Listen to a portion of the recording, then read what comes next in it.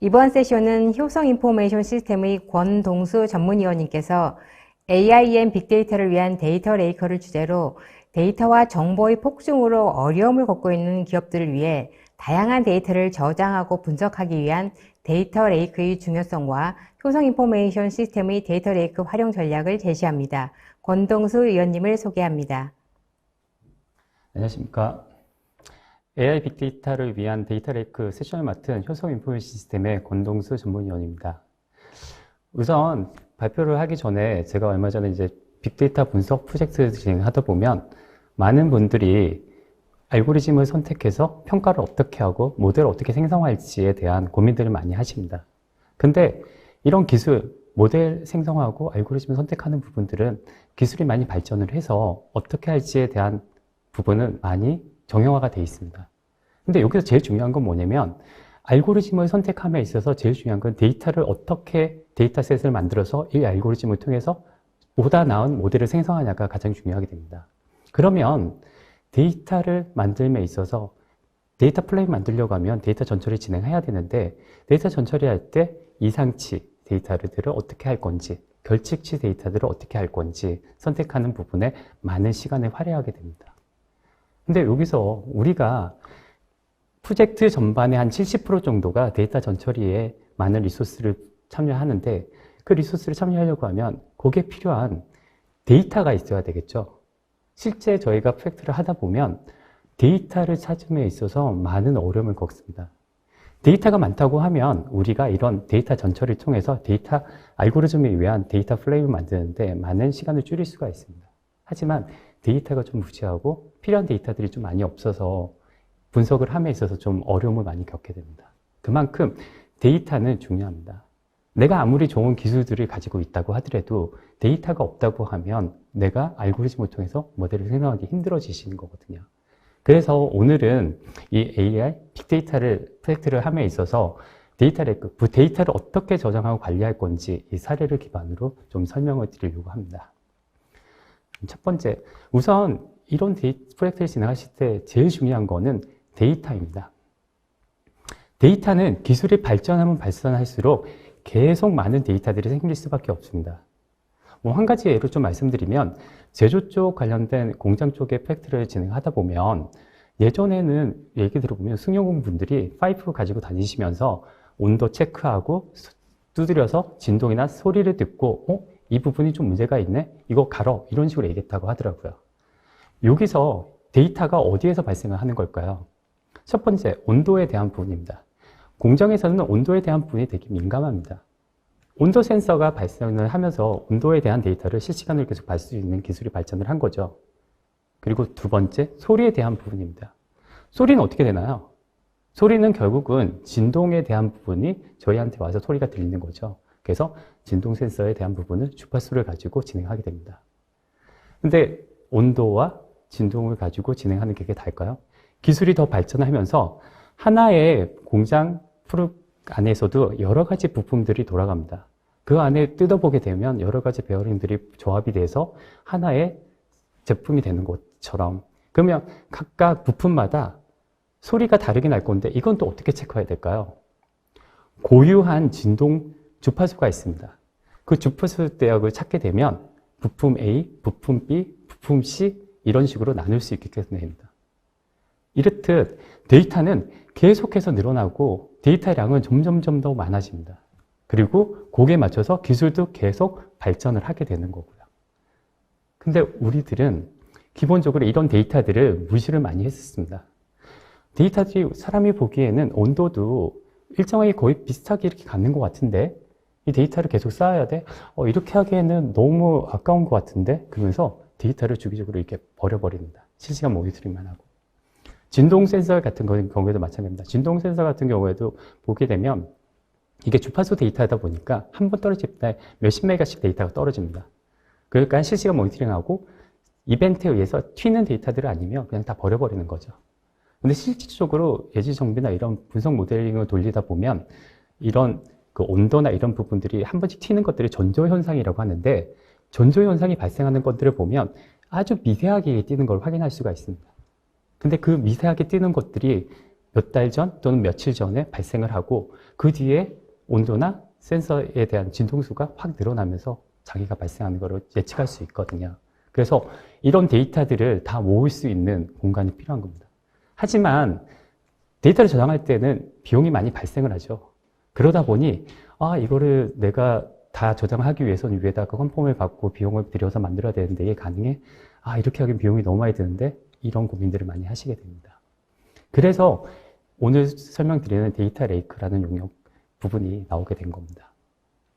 그러면 우리가 이렇게 많은 데이터들을 수집할 수 있는 기술이 나왔고 이 기술을 통해서 우리는 데이터를 처리할 수 있는 공간이 만들어지게 됐습니다. 그래서 우리는 이 데이터를 분석을 하기 시작한 거죠. 분석을 할 때 어떻게 하나요? 우선은 데이터들이 많이 생성되는 부분들을 수집을 해야 됩니다. 다양한 프로그램에서 가져올 수도 있고 프로토콜에서 가져올 수 있겠죠. 실시간 처리할 때 요즘 카프카 큐 시스템들을 가장 많이 사용하시듯이 이런 새로운 기술들이 계속 나옵니다. 이렇게 다양한 데이터들이 모아진 데이터를 바로 알고리즘을 통해서 모델을 생성할 수가 없죠. 알고리즘에 맞게끔 데이터 프레임을 생성해야 됩니다. 그 부분이 데이터 전처리 부분이 됩니다. 이 데이터 전처리할 때도 고성능의 PC 기능이 필요하겠죠.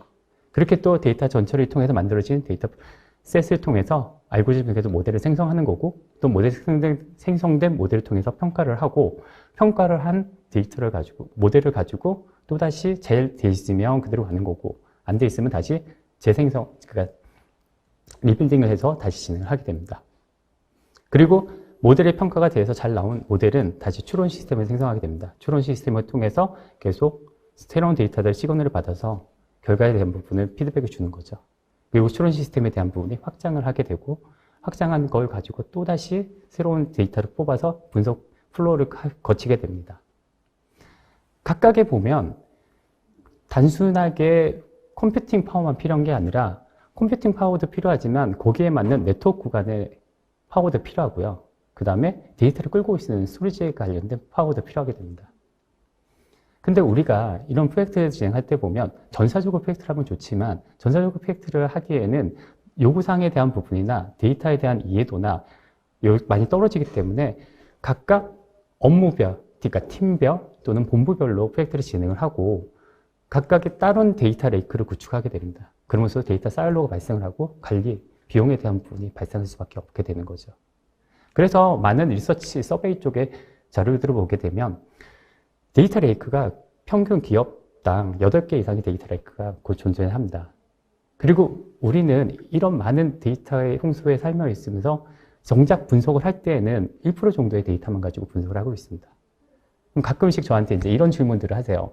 우리는 지금 정보계 시스템 구축해서 모든 데이터를 가지고 분석을 하는데요. 근데 그거는 데이터의 개념에 대한 부분을 좁게 보고 말씀하시는 거거든요. 데이터는 우리가 생성되는 센서 데이터들도 있지만 각각 개인 PC에 있는 문서 데이터나 아니면 로그 데이터나 이런 모든 데이터들이 다 데이터입니다.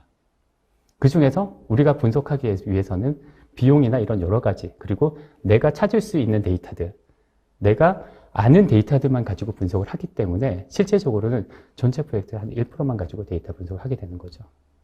결국은 이런 프로젝트들이 빅데이터 프로젝트들을 많이 진행하면서 제대로 된 데이터를 다 활용하지 못하는 이유는 표준 데이터에 대한 정립이 잘 안 돼 있기 때문입니다. 우리는 정형 데이터에 대한 부분은 MDM이라고 해서 메타데이터 매니지먼트 프로젝트라고 해서 데이터 표준화를 하고 관리 체계를 다 운영하고 계십니다.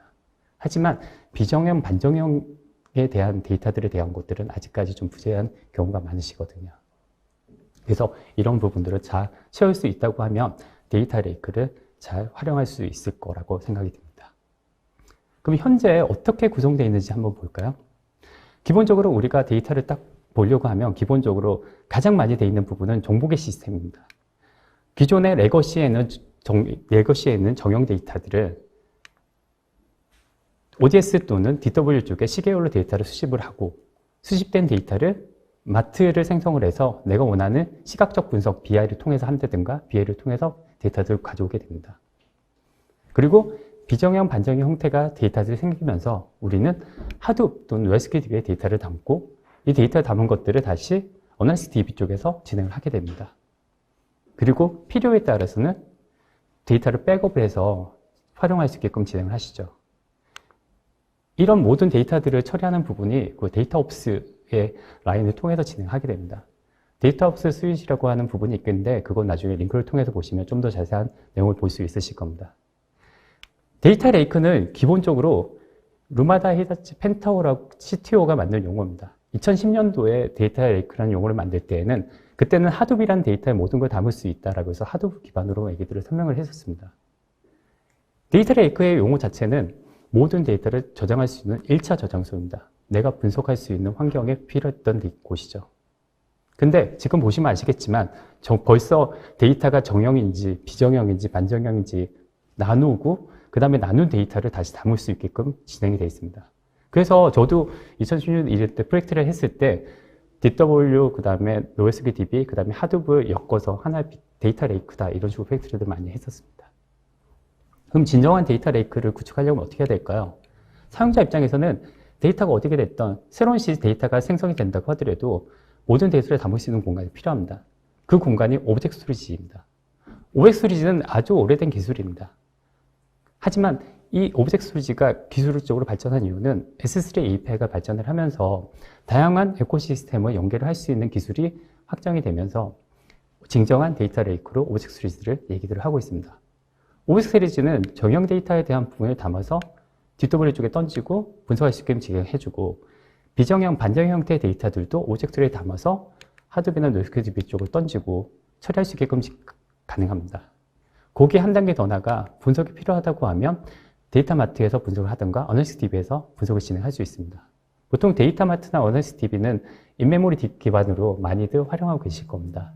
그러면 이 인메모리 기반에서 한 단계 더 나가서 진행하려고 하면 기본적으로 우리는 뭘 해야 될까요? 기술적으로 데이터에 대한 부분은 발전을 하기 시작했습니다. 기술이 발전하면서 GPU DB, GPU 딥러닝을 처리할 수 있는 솔루션, HPC, 하이 퍼포먼스 컴퓨팅에 대한 기술들이 나오기 시작한 거죠. 근데 이렇게 되면서 병목 현상이 또 발생하는 부분이 있었어요. 네트워크 구간에서도 인피니트 밴드 이상의 네트워크 구간이 필요하게 되고 디스크에서도 일반적인 나스 디스크 같은 경우에는 초당 1.2GPs에 대한 부분을 제공하고 있습니다. 하지만 GPU DB나 GPU 딥러닝을 하게 되면 100GPs 이상의 성능이 필요한 디스크 IO가 필요합니다. 그럴 때 제공하는 부분이 HCSF와 같은 초고성능 병렬 파일 시스템이 필요하게 됩니다. 이걸 통해서 우리는 GPU 기반의 데이터들도 다 처리할 수 있는 시스템을 구축할 수 있게 되는 거죠. 결국은 이런 부분을 통해서 진정한 데이터 레이크를 활용할 수 있는 겁니다. 그러면 사례에 대한 부분을 가지고 조금 더 좀 설명을 드리도록 하겠습니다. 기본적으로 이게 제조 쪽, 국내 제조에 대한 사례인데요. 모든 데이터에 대한 부분을 연구소에서 제품을 만들게 되면 이 제품을 그냥 출시를 하는 게 아니라 테스트를 다 진행하셔야 됩니다.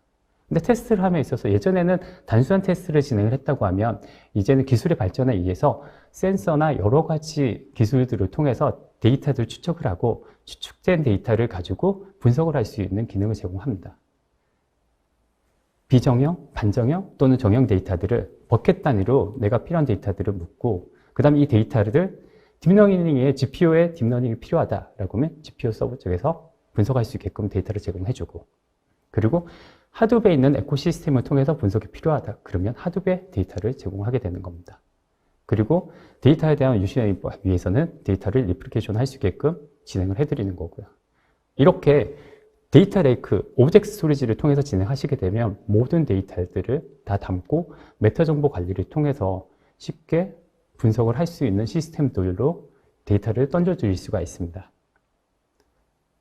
근데 이렇게 얘기를 하면 초기에 말씀드린 것처럼 데이터 레이크를 하게 되면 정보계 시스템이 필요하고 정보계 시스템은 우리가 버릴 수 없는데 이건 어떻게 하나요? 얘기하는데 오브젝트 스토리지는 기본적으로 모든 데이터를 담을 수 있는 공간입니다. 그래서 다음 사례를 보시게 되면 우리가 가장 잘 아는 정보계 시스템입니다. 레거시에 있는 데이터들을 ODS 쪽으로 넘기고 ODS에서 필요한 데이터들을 시계열로 추출해서 DW를 만들고 데이터 웨어스에 있는 정보들을 데이터 마트를 생성해서 진행을 하시는 방식이시죠. 거기에 필요하다면 데이터 백업도 위클리나 데일리로 받게 되시는 거고요. 근데 여기서 데이터가 더 늘어난다고 하면 DW 어파인 장비들은 다 아시겠지만 냉장고처럼 판매를 하는 방식입니다. 그러다 보니 냉장고 용량이 늘어나면 냉장고를 새로 사든가 아니면 냉장고 한 대 더 사서 운영을 하셔야 됩니다. 근데 이 정보계 시스템의 데이터는 시계열로 데이터들이 쌓이기 때문에 자주 쓰이는 핫데이터와 가끔 쓰이는 웜데이터와 거의 쓰이진 않지만 저장에 필요한 비상시에 데이터를 조회할 수 있는 콜드 데이터를 나눌 수가 있습니다. 그러면 핫데이터는 내가 디지털 워펜 장비에서 진행을 하고 웜데이터는 콜드 데이터는 다른 쪽에 저장을 해서 좀 활용하면 좋지 않을까라는 고민을 누구나 다 하실 겁니다. 그 부분을 오브젝트 스토리지 통해서 하시게 되면 해결을 할 수 있으십니다. 오브젝트 스토리지를 통해서 기본적으로 NAS, SAN으로 백업했던 부분들도 다 오브젝트 스토리지의 데이터를 백업하시게 되시는 거고요. 그리고 DW 어판스 장비 같은 경우에 새로 이제 기술이 업되면서 데이터 익스터널 테이블이라는 기능이 추가가 됐습니다. 익스터널 테이블은 뭐냐면 DW 어펜 장비들은 원래 고유의 쿼리에 대한 부분을 자기 인터널 디스크 쪽의 데이터들을 조회를 해서 가져가게 돼 있는데 이 데이터 익스터널 테이블을 하게 되면 오브젝트 스토리지의 데이터 테이블을 생성을 하고 쿼리는 DW 어펜 장비에 알리지만 데이터는 오브젝트 스토리지 데이터를 가져오게끔 제공하는 방식입니다. 그렇게 되면 이제 웜 데이터나 콜드 데이터는 오브젝트 스토리지에서 진행을 하고 자주 쓰이는 핫 데이터 같은 경우에는 내부에 있는 DW 어펜스 데이터의 인터널 디스크에 있는 데이터를 가져와서 진행할 수 있게끔 구축을 하시는 거죠. 물론 모든 DW 어펜스 장비들이 되는 건 아니고 뭐 버티카나 그린플럼이나 트러스트나 이런 것들이 됩니다. 테라데이터나 이런 쪽이 되게 됩니다. 기술이 발전하면서 이제 DW 어펜스 장비들은 거의다가 익스터널 테이블을 제공할 거라 생각이 듭니다. 그리고 세 번째로 들어가는 부분은 하둡 쪽입니다. 우리가 하둡에 있는 데이터들을 진행을 하실 때 보통 하둡의 데이터를 바로 쏘는 경우도 있지만 이건 해외 정부 사례인데 웹로그에 대한 부분이 데이터가 쭉 쌓이면 그 데이터에 대한 부분을 우선 스토리지에 쌉니다. 그리고 스토리지에 쌓인 데이터를 가지고 데이터 노드 쪽으로 던지게끔 데이터에 대한 변형을 해서 데이터 노드로 던지게끔 되어 있죠. 그리고 하둡의 에코시스템을 다 활용한다고 하더라도 하둡 같은 경우에도 데이터 노드가 있고 네임 노드가 있고 메이지 노드가 있고 그 다음에 스토리지 에코 노드가 있습니다. 에코 노드에 데이터가 들어간 다음에 그 데이터들을 다시 처리하게끔 되시는 거거든요. 그런데 이 사례 같은 경우에는 보시면 웹로그들이 기존의 60테라의 데이터들을 14일간 NAS에 보존을 하고 그 다음에 이거를 하둡, 클라우드에라의 하둡 쪽에 한 달치 데이터들을 저장하는 방식으로 진행을 했었습니다. 근데 웹로그에 대한 부분이 늘어나면서 2배가 늘어나게 됐습니다. 그리고 웹로그 분석을 하다 보니까 1개월치만 가지고는 분석이 불가능해서 1년치, 12개월치의 데이터를 저장하길 원했습니다. 그러니까 데이터가 기존에 있는 거에서 24배가 늘어나게 된 거죠. 24배가 늘어나면 여러 가지 문제들이 많이 발생을 합니다. 첫 번째, NAS나 SAN 같은 경우에는 작은 파일의 데이터들을 저장할 때에는 빠르게 처리를 할 수 있지만 이게 어마어마하게 개수가 많아지면 이게 마찬가지로 락이 걸립니다. 이 부분은 어떻게 해결할 건지. 그리고 하둡 같은 경우에도 우리가 아파치 하둡을 구축했을 때는 저비용으로 구축할 수 있는 방식이었기 때문에 많이들 활용을 하셨습니다. 하지만 이게 클라우데라나 메발이나 정책의 변경이 되면서 좀 고가는 아니지만 저가는 아닌 비용으로 구축할 수 있는 비용이 발생하게 됐습니다. 이런 부분들을 어떻게 해결할 수 있을까라고 저희 쪽에 문의를 한 거고 이 부분을 저희가 과감하게 오브젝트 스토리지를 통해서 변형한 진행했습니다. 어떻게 진행해드렸냐면 기본적으로 NAS와 SAN에서 만들어지는 부분들을 카프카 큐 시스템으로 다 변형을 했습니다. 카프카 큐 시스템은 계속 늘어나면 늘어날수록 퍼포먼스에 대한 부분을 정리를 할 수 있기 때문에 NAS의 단점을 보완할 수 있는 거죠. 그리고 카프카에 떨어진 데이터들을 클라우드에라로 데이터를 던집니다. 데이터를 던질 때 어떤 식으로 방식을 던지냐면 기본적으로 하둡에는 모든 데이터를 업무 협의를 진행해 보니 12개월치의 데이터를 모두 계속 조회하는 게 아니라 3개월치에 있는 데이터를 보고자 하는 거고 나머지 9개월치의 데이터는 필요에 따라서 데이터를 불러서 분석할 수 있는 환경의 데이터가 필요했던 겁니다. 그래서 클라우드에라에는 3개월치의 데이터를 저장을 하고 나머지 9개월치의 데이터는 오브젝트 스토리지에 데이터를 담는 방식으로 진행을 했었습니다. 그럼 여기서 이제 보시면 아시겠지만 기본적으로 데이터에 대한 용량은 늘어났지만 기본적으로 데이터 백업을 통해서 또 데이터 익스터널 탭을 통해서 활용할 수 있는 오브젝트 스토리지를 저희가 제공해 드린 거죠. 그리고 이 프로젝트가 잘 돼서 지금은 저희가 오브젝트 스토리지가 22피타의 데이터를 가지고 진행을 했지만 이게 2차, 3차를 통해서 지금 60페타까지 늘어난 사례로 보시면 될 것 같습니다. 앞에 제가 DW 쪽에 관련된 부분이나 하둡 관련된 부분 이 두 가지를 설명드린 이유가 뭐냐면 오브젝트 스토리지를 통해서 모든 데이터를 담을 수 있는 공간도 되지만 기존에 구축되어 있는 빅데이터 시스템 하둡을 통해서 구축되어 있던 부분이나 아니면 정보계 시스템에 구축되어 있는 데이터들도 오브젝트 스토리지를 통해서 백업 용도나 아니면 활용할 수 있는 기술들이 나왔고 그 다음에 새로 생성되어 있는 데이터들은 다시 오브젝트 스토리지를 통해서 데이터를 수집을 하고 그 다음에 신규 시스템 쪽으로 데이터를 던지게끔 진행을 할 수 있으신 겁니다. 여기까지가 우리가 가장 많이 이제 국내에 구축되어 있는 사례들입니다. 근데 우리가 HPC, 하이 퍼포먼스 컴퓨팅 쪽 시장이 늘어나면서 단순하게 퍼포먼스를 낼 수 있는 게 아니라 훨씬 더 많은 퍼포먼스를 낼 수 있는 공간이 필요하게 됐습니다. 그렇게 해서 나온 사례가 다음과 같은 사례입니다. 기본적으로 지질 데이터를 통해서 내가 분석을 진행을 하려고 한다고 하면 정말 방대한 양의 데이터를 수집을 하고 이 수집한 데이터를 가지고 분석을 할 수 있는 환경을 제공해 드려야 됩니다. 분석할 수 있는 환경 자체는 GPU 또는 양자 컴퓨팅 이런 하이 퍼포먼스 컴퓨팅을 통해서 많은 분석가분들이 많은 데이터 사이언티스트 분들이 분석을 할 수 있는 환경들은 조성이 되어 있습니다. 근데 보통은 데이터를 샘플링해서 처리들을 하시죠. 샘플링해서 처리를 하게 되면 어떻게 되나요?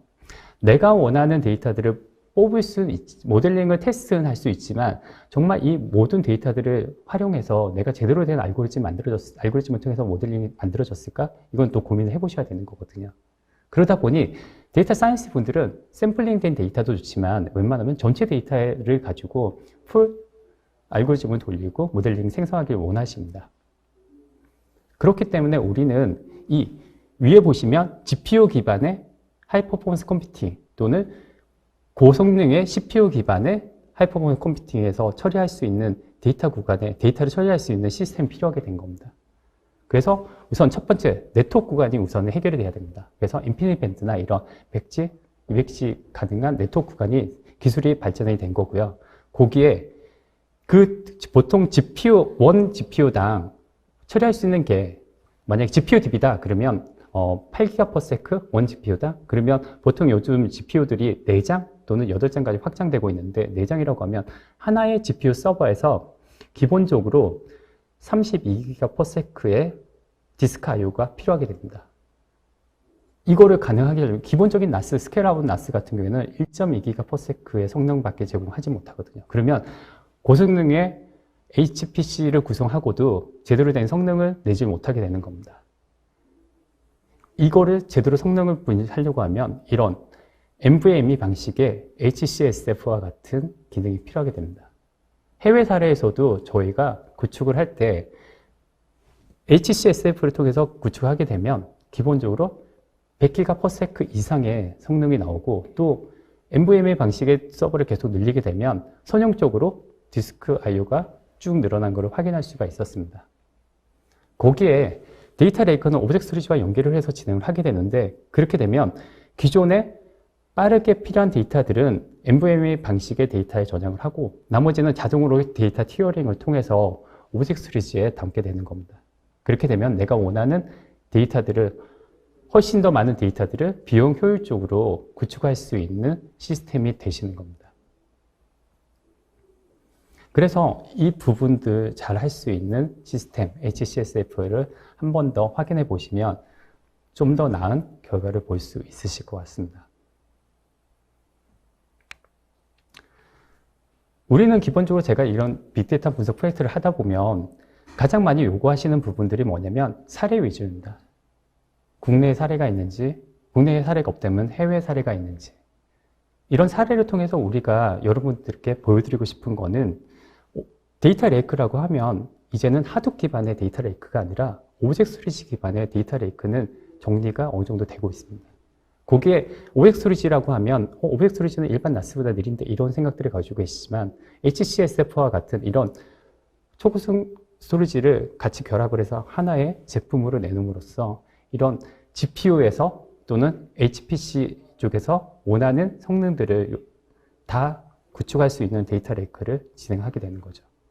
거기에 이번에는 시간이 포함되어 있지 않아서 발표는 못 드렸지만 루마다 데이터하우스 스위치라고 해서 단순히 데이터를 저장해서 관리하는 것만 아니라 이 데이터 자체를 관리하고 메타 정보를 관리할 수 있는 기술도 가지고 있습니다. 그리고 가장 중요한 이 프로젝트를 통해서 우리가 어떻게 고객분들한테 베네핏을 줄 수 있는지 또 저희가 다 제공할 수 있기 때문에 필요에 따라서 저희한테 조금 더 설명을 요청을 하시면 거기에 맞는 답변을 드리고 또 세션을 만들어서 추가적으로 저희가 발표를 해드리는 시간을 가지도록 하겠습니다. 지금까지 경청해 주셔서 감사합니다.